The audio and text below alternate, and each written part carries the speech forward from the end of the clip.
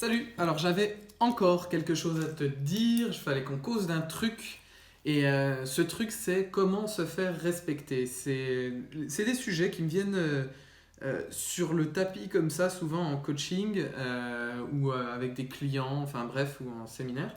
Et, euh, et là en fait j'avais envie d'en parler un peu plus, parce que t'as peut-être déjà rêvé d'avoir vraiment tu sais, cette autorité naturelle comme on peut rencontrer. T'as certainement rencontré des gens, tu sais, des hommes ou des femmes qui qu'en imposent quoi.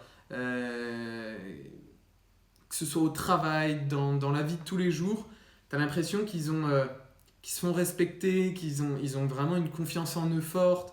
Tout le monde, ils se font respecter par tout le monde partout où ils passent.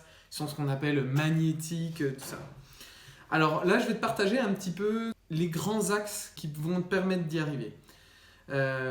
J'entends souvent des gens par rapport à ça, quand ils viennent me voir pour ça, pour se faire respecter, qui me disent ben voilà, je suis entouré de pervers narcissiques, on me respecte pas au travail, je me sens en pleine dépendance affective, c'est pas moi, enfin, j'ai rien à dire dans mon couple, j'ai l'impression d'avoir aucun droit dans mon couple, tout ça. Et en fait, tout ça, ça vient souvent de la même problématique, et on va en parler juste après. Et ça fait pas mal de peine parce que c'est quelque chose qui arrive de plus en plus. J'ai l'impression que ça devient de plus en plus grand et presque commun. Je rencontre énormément de gens qui viennent me voir pour ça. Alors, dans un premier temps, moi, je vais te parler de tout ce qui est un petit peu les bonnes pratiques, les bons principes de base que tu peux avoir dans le développement personnel, dans la psychologie.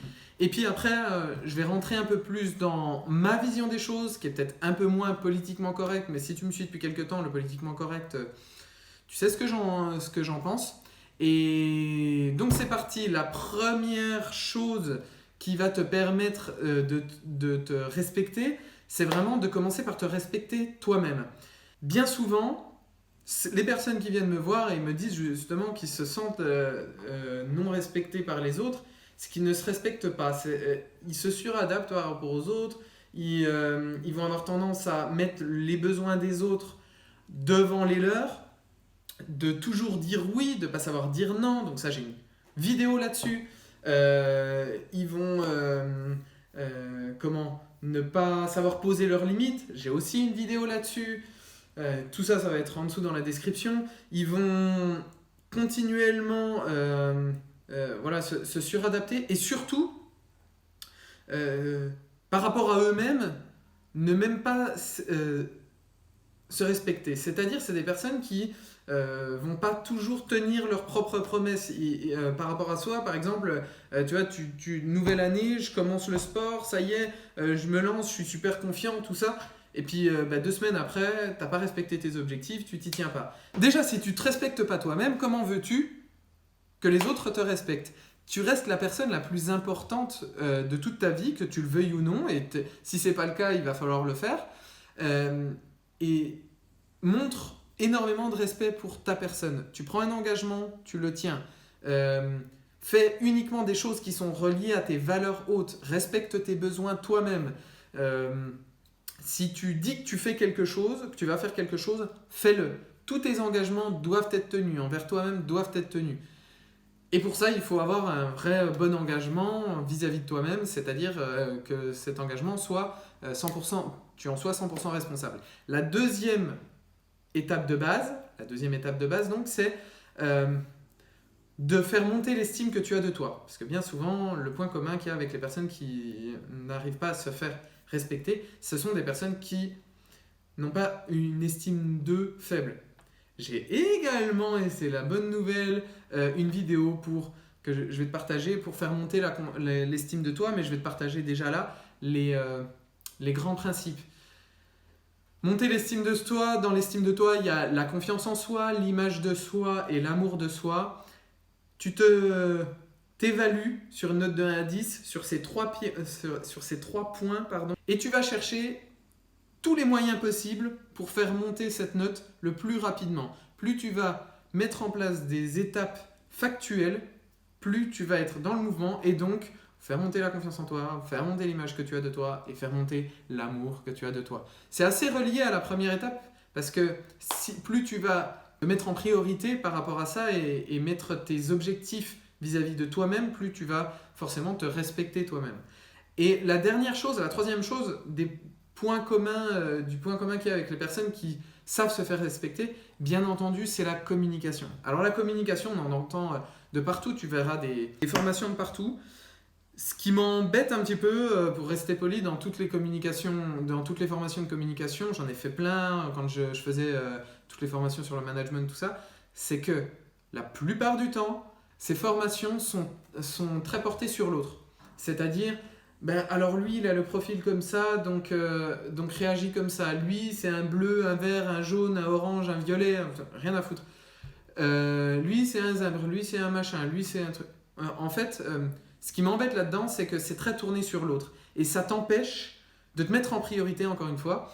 Et mon point de vue sur la communication, c'est bien entendu d'apprendre à savoir communiquer avec toi-même, de savoir comment tu communiques avec toi-même, mais aussi avec tes émotions, de les accueillir et de savoir te responsabiliser toi-même pour responsabiliser les autres. Parce que bien souvent, quand on est trop porté sur l'autre, on a envie de leur enlever, ça nous pousse à leur enlever leur pouvoir quelque part sur eux-mêmes parce qu'on essaye de les convaincre. On essaye de fonctionner dans leur sens pour obligatoirement se sentir bien avec toi-même, tout ça. En vrai, si la personne, elle t'apprécie pas, ou si inversement, toi, tu ne l'apprécies pas, pour quelle raison tu vas aller passer un peu plus de temps, de l'énergie, tout ça, à aller forcer la personne à.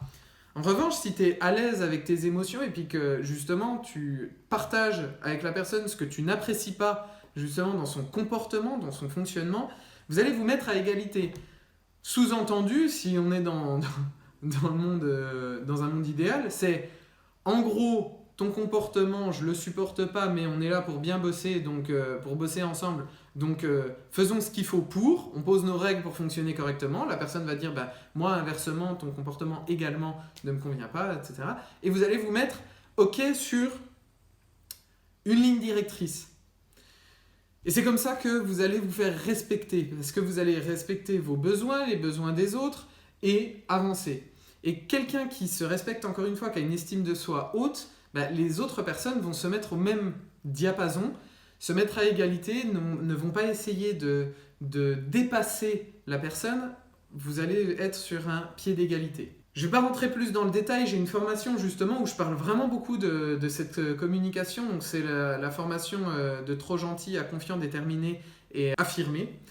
Et cette formation, elle est gratuite, offerte, et vraiment va la voir parce que là-dessus, j'en parle énormément de cette communication dans le point 4, si je me souviens bien.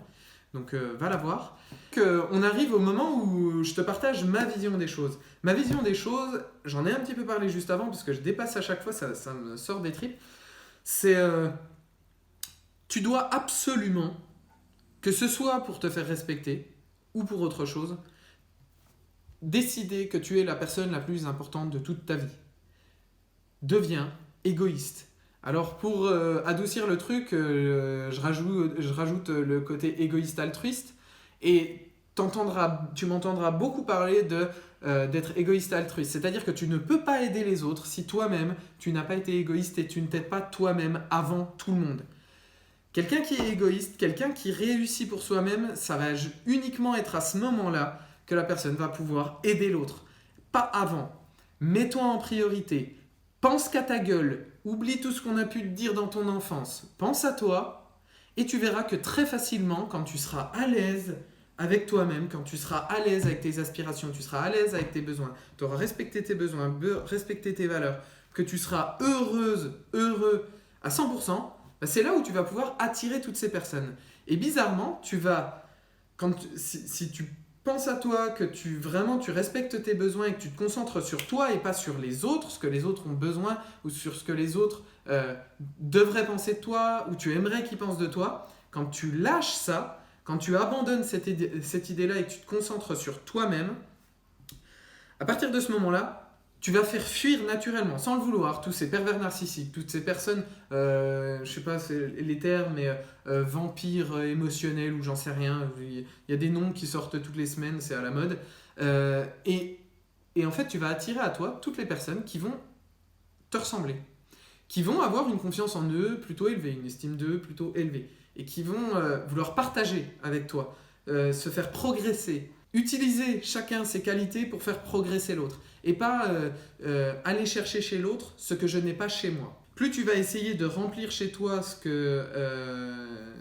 avec ce que l'autre a, plus tu vas rencontrer des personnes qui vont aller chercher chez toi ce qu'ils n'ont pas chez eux. Et là, on rentre dans des relations qui sont conditionnelles, c'est-à-dire je t'apprécie parce que tu m'apportes quelque chose et pas juste parce que je passe un bon moment avec toi. Je pense avoir fait le tour. C'est très important, cette deuxième partie, la partie où je parle vraiment de ça.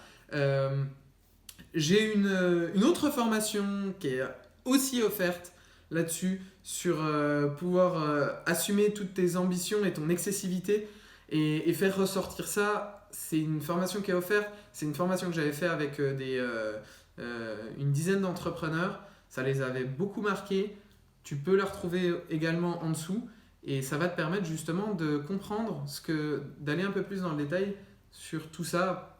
Je tape même un petit peu sur le développement personnel et ça va te permettre justement d'aller assumer qui tu es, de te libérer de toutes ces bêtises que tu as pu entendre depuis le début de ton enfance qui t'empêchent de vivre tel que tu es et vraiment au niveau d'intensité que tu mérites vraiment. Parce que si tu es là, je suis sûr qu'il y a quelque chose qui te manque. Voilà, je te retrouve plus tard pour ce dont j'ai encore envie de te causer. Et puis note en commentaire ce que tu veux. Allez, ciao!